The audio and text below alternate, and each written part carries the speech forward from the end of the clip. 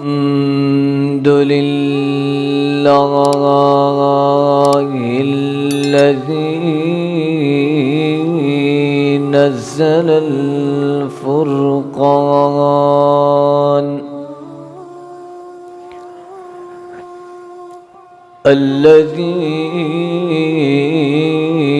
نزل على عبده الكتاب ليكون للعالمين نذيرا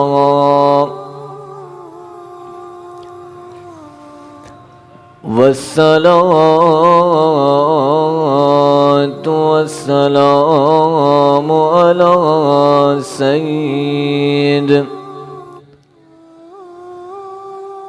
سيد الرسل وخاتم الأنبياء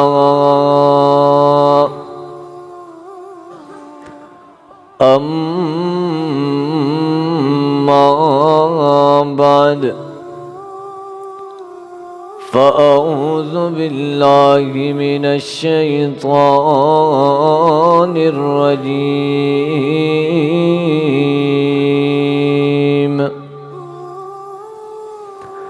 بسم الله الرحمن الرحيم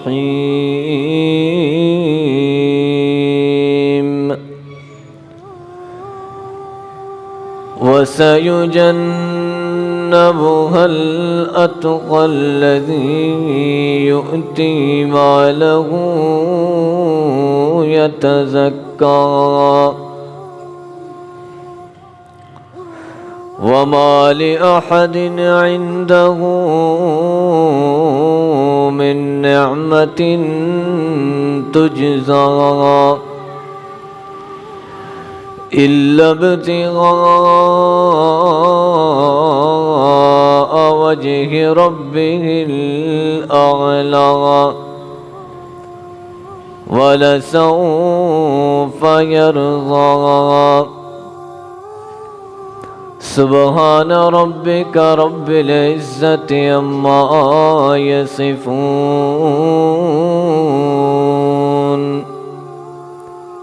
وسلام على المرسلين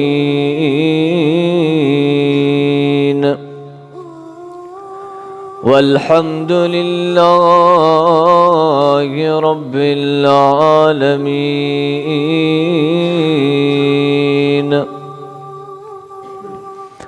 اللهم صل على محمد وعلى آل محمد كما صليت على إبراهيم وعلى آل إبراهيم إنك حميد مجيد. اللهم بارك على محمد وعلى آل محمد كما باركت على إبراهيم وعلى آل إبراهيم إنك حميد مجيد. انتہائی قابل عزت اور احترام دوستوں، بزرگوں، بھائیوں، عزیز ساتھیوں،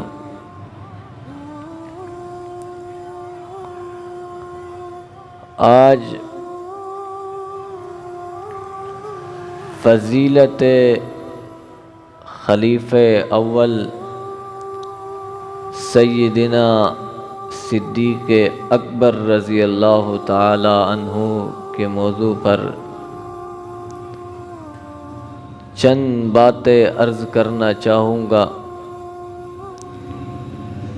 بارگاہ دو عالم میں دعا گو ہوں کہ خالق کائنات حق سچ کہنے کی اس پر مجھے اور آپ کو عمل کی توفیق عطا فرمائے. سامعین محترم،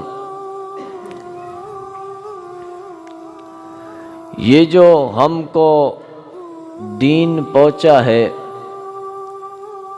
یہ جو آج ہم مسلمان بنے پھرتے ہیں، یہ جو آج ہم نے اللہ تعالیٰ کی ذات کو مانا ہے، اللہ تعالیٰ کو پہچانا ہے، اللہ کے رسول کو پہچانا ہے، تو انہی صحابہ کرام کی قربانیوں کی وجہ سے آج ہم تک یہ دین پہنچا ہے۔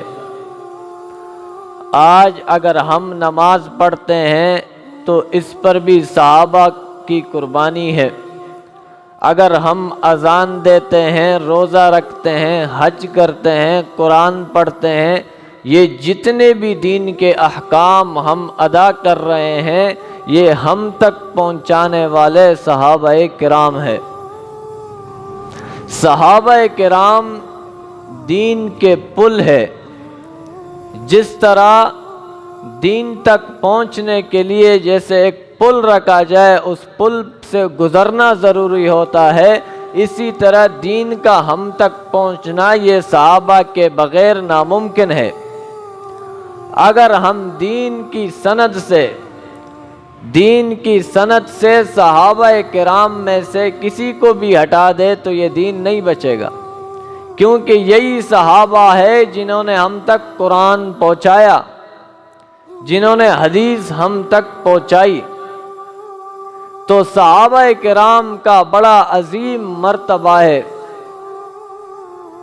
آج میں جس صحابی کے بارے میں آپ کے سامنے گفتگو کروں گا، اس کا نام ہے سیدنا صدیق اکبر رضی اللہ تعالی عنہ۔ خلیفہ اول مسلمانوں کا سب سے پہلا خلیفہ ہے۔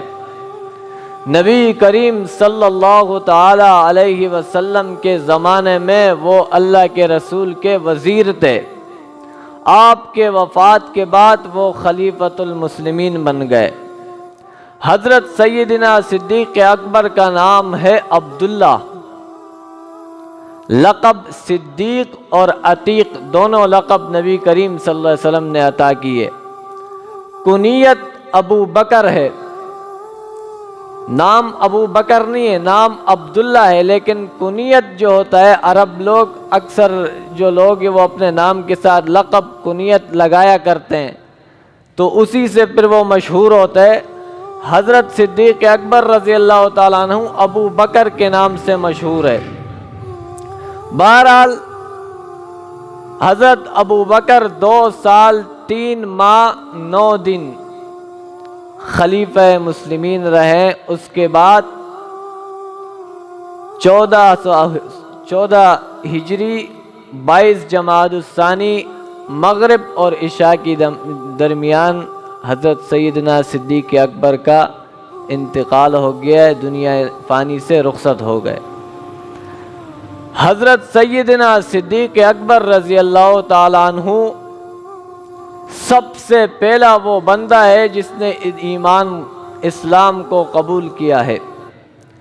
مردوں کے اندر سب سے پہلا وہ شخص ہے جس نے اللہ کے رسول کی دعوت کو قبول کیا ہے۔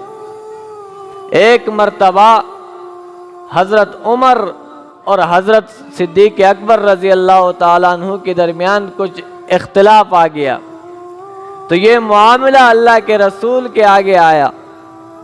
اللہ کے رسول محمد الرسول اللہ صلی اللہ علیہ وسلم نے فرمایا، اے لوگو، ابو بکر کے بارے میں کچھ نہیں کہنا۔ ابو بکر وہ شخصیت ہے کہ وہ وقت جب تم سب نے مجھے ٹکرا دیا تھا، تم سب نے مجھے جھٹلا دیا تھا، تم سب نے مجھے کذاب جھوٹا کہا تھا، نعوذ باللہ، ابو بکر وہ شخصیت ہے جس نے مجھے کہا تھا صدقہ ہے اللہ کے رسول، تو سچ کہہ رہا ہے۔ ابو بکر وہ شخصیت ہے جس نے سب سے پہلے میری تصدیق کی ہے۔ میں نے جس کی طرف اسلام کو پیش کیا، جس کو بھی اسلام کی طرف دعوت دی، اس نے سوچا، کہا بابا سے پوچھوں گا، سوچوں گا، لیکن ابو بکر وہ شخصیت ہے کہ جس کو میں نے کہا میں اللہ کے رسول ہوں تو اس نے کہا ابو بکر تیرا پہلا امتی ہے۔ تو حضرت ابو بکر رضی اللہ تعالیٰ عنہ کے بڑے فضائل ہے۔ اللہ کے رسول فرماتے ہیں قال رسول اللہ صلی اللہ علیہ وسلم ما لأحد عندنا ید الا قد کافیناہ قد کافیناہ۔ اللہ کے رسول صلی اللہ علیہ وسلم فرماتے ہیں ایسے کوئی بندہ دنیا کے اندر موجود نہیں ہے جس کا مجھ پر کوئی احسان ہو، جس نے بھی مجھ پر احسان کیا ہے میں نے اس کو اس کا احسان کا بدلہ دنیا کے اندر عطا کر دیا ہے۔ جس بندے نے بھی مجھ پر احسان کیا ہے، کوئی بھی میرے ساتھ اچھائی کی ہے، میں نے اس کا بدلہ دنیا میں اس کو ضرور عطا کیا ہے۔ لیکن ابو بکر صدیق رضی اللہ تعالیٰ عنہ وہ شخصیت ہے جس کے احسانوں کا بدلہ میں دنیا میں نہیں دے سکتا ہوں، اس کے احسان کا بدلہ رب العالمین قیامت میں عطا کریں گے۔ اتنے احسانات ہیں اللہ کے رسول پر حضرت سیدنا صدیق اکبر رضی اللہ تعالیٰ عنہ کے۔ حضرت عمر رضی اللہ تعالیٰ عنہ نے فرمایا جب حضرت عمر کے سامنے ابو بکر کا واقعہ آیا تو حضرت عمر رونے لگے، فرمایا میں اپنی زندگی کے سارے اچھے اعمال، سارے نیک اعمال ابو بکر کے حوالے کر دوں گا، لیکن اگر ابو بکر مجھے ایک رات والی عمل عطا کر دے یا ایک دن والا عمل مجھے عطا کر دے۔ اب دیکھیے وہ رات والا عمل کون سا ہے اور وہ دن والا عمل کون سا ہے جس کے لیے عمر رضی اللہ تعالیٰ عنہ اپنی پوری زندگی کے اعمال دینے کے لیے تیار ہے۔ حضرت عمر فرماتے ہیں جب کافروں نے، مشرکین مکہ نے نبی کریم صلی اللہ علیہ وسلم کے خلاف مشورہ کیا، سارے مشرکین مکہ جمع ہو گئے، میٹنگ بلا لیا، رب العالمین فرماتے ہیں وَإِذْ يَمْكُرُ بِكَ الَّذِينَ كَفَرُوا لِيُثْبِتُوكَ أَوْ يَقْتُلُوكَ۔ اے میرے نبی جب سارے کفار مل کر تیرے خلاف تدبیر بنا رہے تھے، تیرے خلاف سازشیں کر رہے ہیں، یمکر بک الذین کفروا، کیا سازش ہے؟ لیثبتوک او یقتلوک او یخرجوک، تین سازشیں، ایک اس کو قید کرو، نمبر دو اس کو قتل کر دو، نمبر تین اس کو جلا وطن کر دو۔ تین سازشیں کفاروں نے کی، یا تو محمد الرسول اللہ اس کو قتل کرنا ہے، یا تو اس کو قید کرنا ہے، یا تو اس کو وطن سے نکالنا ہے۔ حدیث پاک میں آتا ہے ابلیس بھی اس میٹنگ میں موجود تھا۔ ابلیس نے کہا اس کو قید نہیں کرو، اس میں بھی تم کامیاب نہیں ہوں گے، اس کو جلا وطن کرو گے پھر بھی کامیاب نہیں ہوں گے، یہی سزا اس کا صحیح ہے، اس کو قتل کرو کہ بالکل ختم ہو جائے کہانی۔ اس بات پر ان کا اتفاق ہو گیا کہ آج ہم محمد الرسول اللہ کو قتل کرنے جا رہے ہیں۔ رب العالمین فرماتے ہیں وَيَمْكُرُونَ وَيَمْكُرَ اللَّهُ، کافروں نے محمد الرسول اللہ صلی اللہ علیہ وسلم کو قتل کرنے کی سازش کی، اللہ تعالیٰ نے اللہ کے رسول کو بچانے کی سازش کر لی۔ اللہ تعالیٰ نے فرمایا اے میرے نبی میں تجھے بچاؤں گا۔ لمبا واقعہ ہے، اللہ تعالیٰ کے رسول وہاں سے غار آپ نے رات گزاری 3 دن وہاں گزارے. ساتھ ابو بکر صدیق رضی اللہ تعالیٰ عنہ ہے. حضرت ابو بکر صدیق رضی اللہ تعالیٰ عنہ فرماتے ہیں میں نے اللہ کے رسول کو فرمایا اے اللہ کا رسول آپ غار کے اندر نہیں جاؤ, پہلے میں جاتا ہوں, ایسے نہیں کوئی موذی جانور ہو. فرمایا میں اندر گیا, غار کی صفائی کر لی, سارے سوراخ اپنا تہبند کاٹ کاٹ کر سوراخوں میں لگا لیا, سارے جو سوراخ تھے بند کر دیا. فرمایا میں نے اللہ کے رسول کو بلایا کہ اب آ جاؤ. ایک سوراخ بچا تھا, فرمایا اس میں میں نے اپنا پاؤں لگا لیا, پاؤں سوراخ میں لگا لیا کہ ایسے نہیں کوئی موذی جانور آ کے اللہ کے رسول کو نقصان نہ پہنچائے. حضرت سیدنا صدیق اکبر رضی اللہ تعالیٰ عنہ فرماتے ہیں اللہ کے رسول صلی اللہ علیہ وسلم میرے گود میں آرام فرما رہے تھے. میں نے جو پاؤں سوراخ کے اندر رکھا تھا وہاں سے سانپ آیا اور اس نے صدیق اکبر رضی اللہ تعالیٰ عنہ کو ڈسنا شروع کر دیا. آپ پر اتنی تکلیف لیکن برداشت کر رہے ہیں کہ ایسے نہیں اللہ کے رسول کا نیند خراب ہو جائے. ہمیں سانپ کاٹے, ہم دور سے سانپ کو دیکھ بھی لینا چیخے مارنے لگ جاتے ہیں. سانپ کاٹ رہا ہے لیکن اف تک نہیں کر رہا کہ ایسے نہیں اللہ کے رسول کا نیند خراب ہو جائے, آرام میں خلل نہ آ جائے. فرمایا تکلیف برداشت کرتے کرتے اچانک ناگہاں میرے آنکھوں سے آنسو نکل گئے, اللہ کے رسول کے چہرے مبارک پر گرے. اللہ کا رسول نیند سے بیدار ہو گیا. فرمایا کیا ہو گیا ابو بکر؟ ابو بکر صدیق رضی اللہ تعالیٰ عنہ نے فرمایا کوئی موذی جانور مجھے کاٹ رہا ہے. اللہ کے رسول نے اسے زابودان سے لگا لیا تو ٹھیک ہو گیا. یہ رات جو عمل جو سختی حضرت ابو بکر نے برداشت کی ہے, حضرت عمر کہتے ہیں کہ صرف ابو بکر مجھے یہ والا عمل عطا کرے, یہ والا عمل مجھے دے دے, میں اپنی پوری زندگی کے اعمال اس کو دے دوں گا. دوسرا عمل, یہ تو رات والی عمل ہے. ایک وہ عمل جو اس نے دن کو کیا ہے وہ یہ ہے کہ اللہ کے رسول صلی اللہ علیہ وسلم کی جانے کے بعد کچھ ملحدین پیدا ہو گئے, مانعین زکوٰۃ, کہ انہوں نے زکوٰۃ دینے سے انکار کیا. حضرت ابو بکر صدیق رضی اللہ تعالیٰ عنہ نے صحابہ کرام کو بلایا, میٹنگ منگایا کہ ان کے خلاف جہاد کرنا چاہیے. حضرت عمر رضی اللہ تعالیٰ عنہ نے فرمایا کہ یہ لوگ تو مسلمان ہیں, کلمہ پڑھتے ہیں, نماز پڑھتے ہیں, ان کے ساتھ تھوڑی نرمی کرنی چاہیے. حضرت ابو بکر صدیق نے فرمایا کہ میرے ہوتے ہوئے کوئی نماز اور زکوٰۃ کے اندر فرق پیدا نہیں کر سکتا.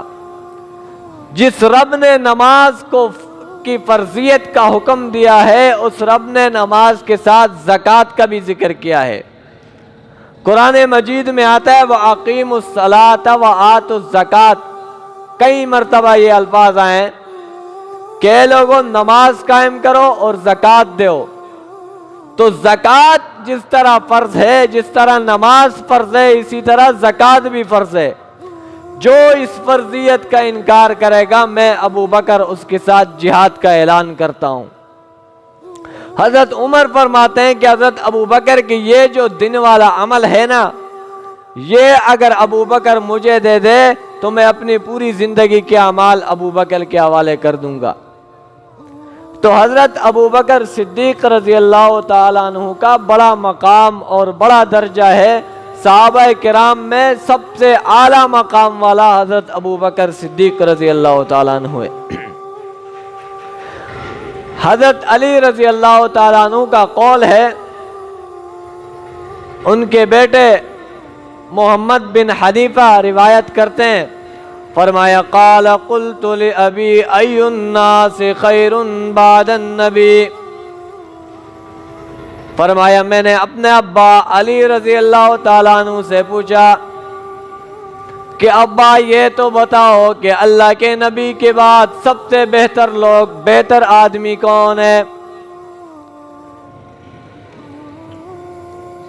فرمایا قال ابو بکر،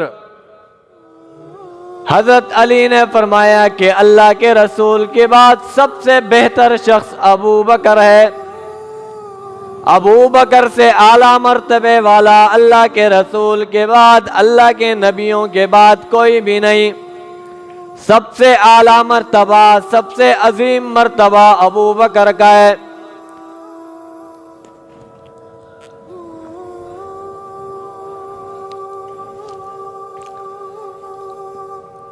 اسی طرح اور صحابہ کرام سے بھی روایت ہے، فرمایا قال كنا في زمن النبي لا نعدل بأبا بکر احدا ثم عمر ثم عثمان، صحابہ کرام فرماتے ہیں کہ ہم رسول اللہ صلی اللہ علیہ وسلم کی زندگی میں ابو بکر پر کسی کو ترجیح نہیں دیتے تھے، پھر عمر پر، پھر عثمان، سب سے بڑا درجہ ابو بکر کا، اس کے بعد عمر، پھر اس کے بعد عثمان کا۔ اسی طرح اللہ کے رسول ایک اور جگہ حدیث ہے، فرمایا قال لأبی بکر انت صاحبی فی الغار وصاحبی علی الحوض، اللہ کے رسول فرماتے ہیں اے ابو بکر، تو جس طرح میرا غار کا ساتھی ہے، وہ غار ہیرا جس کا بھی تذکرہ ہوا، غار ثور، فرمایا جس طرح تو میرے غار کا ساتھی ہے، اسی طرح وصاحبی علی الحوض، قیامت کے میدان میں حوض کوثر جب میں اپنے ہاتھ سے اپنی امت کو پلا رہا ہوں گا، وہاں بھی تو میرا ساتھی ہوگا، جس طرح تو میرے ساتھ دنیا میں ہے اسی طرح قیامت میں بھی تو میرے ساتھ ہوگا۔ اور قبریں بھی دونوں کی ایک ساتھ بنی ہوئی ہے، یہاں اللہ کے رسول کا قبر برابر میں حضرت ابو بکر صدیق رضی اللہ تعالیٰ عنہ کا قبر ہے، دنیا میں بھی ساتھ، قبر بھی ساتھ، برزخ میں بھی ایک ساتھ، جنت میں بھی ایک ساتھ۔ یہ ہوتا ہے رفیق، ایسے ہوتے ہیں دوست جس کو خلیل کہا جاتا ہے۔ ایک اللہ تعالیٰ کا خلیل ہے وہ ابراہیم علیہ السلام، ایک اللہ کے رسول کا خلیل ہے وہ ہے ابو بکر صدیق رضی اللہ تعالیٰ عنہ۔ اسی طرح اللہ کے رسول فرماتے ہیں قال رسول اللہ صلی اللہ علیہ وسلم لا ينبغي لقوم فيهم ابو بکر ان یؤمهم غیرہ، کسی قوم کے لیے مناسب نہیں ہے کہ جن کے اندر ابو بکر موجود ہو اور وہ کسی اور کو امام بنا لے، ابو بکر کے ہوتے ہوئے کوئی اور امام نہیں بن سکتا، ابو بکر کے ہوتے ہوئے کوئی اور خلیفہ نہیں بن سکتا، ابو بکر کے ہوتے ہوئے کوئی اور حاکم نہیں بن سکتا، مناسب ہی نہیں ہے۔ خلافت کا حقدار ابو بکر صدیق ہے، امامت کا حقدار ابو بکر صدیق ہے۔ یہ بات میں اور آپ نہیں کہہ رہے ہیں، یہ اللہ کے رسول خود فرما رہے ہیں کہ ابو بکر کے ہوتے ہوئے کسی اور کو امام بنانا یہ مناسب ہی نہیں ہے۔ اسی طرح اللہ کے رسول فرماتے ہیں انا اول من تنشق عنہ الارض، کہ میں پہلا وہ بندہ ہوں گا قیامت میں کہ سب سے پہلے قبر سے اٹھایا جاؤں گا۔ سب سے پہلے قبر سے اٹھنے والا جب اللہ تعالیٰ مردوں کو اٹھائیں گے نا سب کو، اللہ کے رسول فرماتے ہیں سب سے پہلے اٹھنے والا میں اللہ کا رسول ہوں گا۔ ثم ابو بکر، بولا اس کے بعد پھر ابو بکر اٹھیں گے، ثم عمر، پھر عمر اٹھیں گے۔ تو قبر میں سب سے پہلے جو میرے امت سے اللہ کے رسول فرماتے ہیں اٹھنے والا شخص ہوگا وہ بھی ابو بکر ہوگا۔ اور دوسری بات، جنت میں بھی سب سے پہلے جانے والا ابو بکر ہوگا۔ اللہ کے رسول فرماتے ہیں قال رسول اللہ صلی اللہ علیہ وسلم آتانی جبرائیل فاخذ بیدی، اللہ کے رسول فرماتے ہیں جبرائیل آیا، فاخذ بیدی، میرے ہاتھ سے پکڑا، فارانی باب الجنہ، مجھے جنت کا دروازہ بھی دکھا دیا، الذی يدخل منہ امتی، وہ دروازہ جس سے میری امت داخل ہوگی۔ اللہ کے رسول فرماتے ہیں جبرائیل نے مجھے ہاتھ سے پکڑا، جنت کا وہ دروازہ دکھایا جس سے میری امت داخل ہوگی اس میں۔ فقال ابو بکر رضی اللہ تعالیٰ عنہ یا رسول اللہ وددت انی کنت معک، اے اللہ کے رسول میں چاہتا ہوں کہ میں بھی تیرے ساتھ ہوتا تاکہ میں بھی جنت کا دروازہ دیکھتا، وہ دروازہ جس سے تیرا امت، جس سے ہم اس میں داخل ہوں گے۔ اللہ کے رسول صلی اللہ علیہ وسلم نے فرمایا اے ابو بکر خوشخبری سن لے آج۔ فقال رسول اللہ صلی اللہ علیہ وسلم اما انک یا ابا بکر، اے ابو بکر اول من يدخل الجنت من امتی، اے ابو بکر تو وہ شخص ہے میری امت میں جو سب سے پہلے جنت میں جانے والا ہے۔ سب سے پہلے میری امت میں سے جو جنت میں جائے گا وہ ابو بکر صدیق رضی اللہ تعالیٰ عنہ ہے، باقی امت بعد میں، سب سے پہلے ابو بکر صدیق جنت میں جائیں گے۔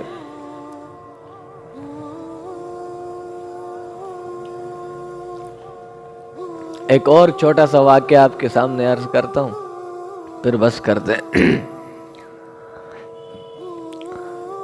نبی کریم صلی اللہ علیہ وسلم نے سارے صحابہ کرام کو حکم دیا کہ اے میرے ساتھیوں، جہاد کے لیے جانا ہے، سب کے سب صدقہ لے آؤ، خیرات چندے لے کر آؤ، جہاد کے لیے جانا ہے۔ ہر صحابی اپنے وس کے مطابق، اپنے طاقت کے مطابق لاتا گیا۔